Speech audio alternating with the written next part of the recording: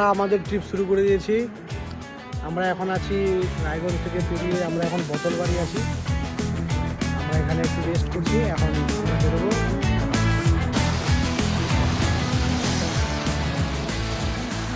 আমরা এখন বর্তমানে আছি ধনতলা মার্কেট।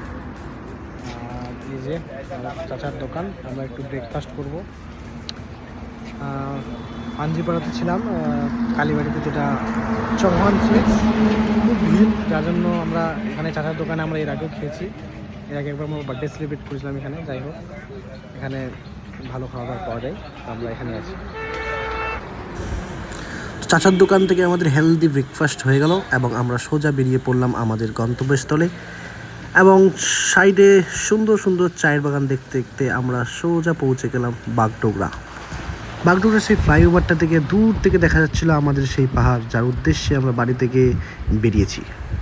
তারপরে মাটিগড়া শিলিগুড়ি হয়ে আমরা সোজা কেটে গেলাম আমাদের সেই ভাইরাল দ্য ফেমাস টার্নটা, যার একদিকে সোজা চলে গেছে মিরিক হয়ে দার্জিলিং, এবং রাইট সাইড হয়ে আমরা পৌঁছে যাব রোহিণী রুট হয়ে কার্শিয়াং থেকে দার্জিলিং। তবে একটা কথা না বলার না, যতবার পাহাড়ে গেছি এই রাইট সাইড দিয়ে টার্নটা দিয়ে রোহিণী রুট হয়ে উঠতেই সব থেকে বেশি ভালো লাগে পাহাড়ে।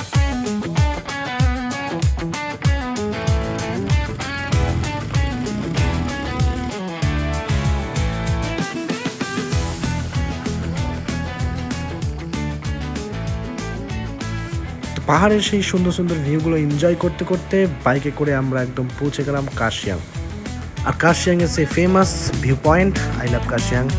ওয়াও, সত্যি অসাধারণ।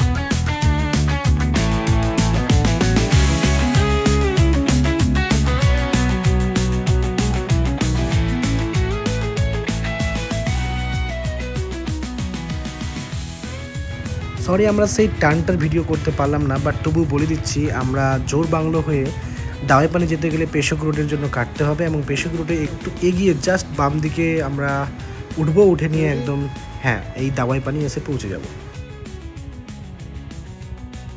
আমরা এখন বর্তমানে গিয়ে দাওয়াইপানি। অ্যাকচুয়ালি দাওয়াইপানিতে আমি এর আগেও এসেছি, কিন্তু এবার সমস্যা হয়েছে যে রুম পাওয়া যাচ্ছে না। এত প্রথমত ভ্যাকেশনের সময় প্রচুর লোকজন এসছে এখানে ঘুরতে, যার জন্য রুম কোনো মতো অ্যাভেলেবল হয় না।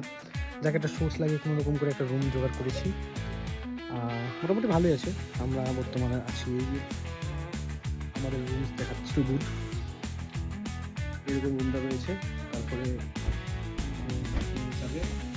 বাইরে থেকে পেয়ে যাচ্ছেন, বাইরে থেকে খুব একটা ভালো না হলেও ভিউ দেখা যায়, ভালোই ভিউ আসছে।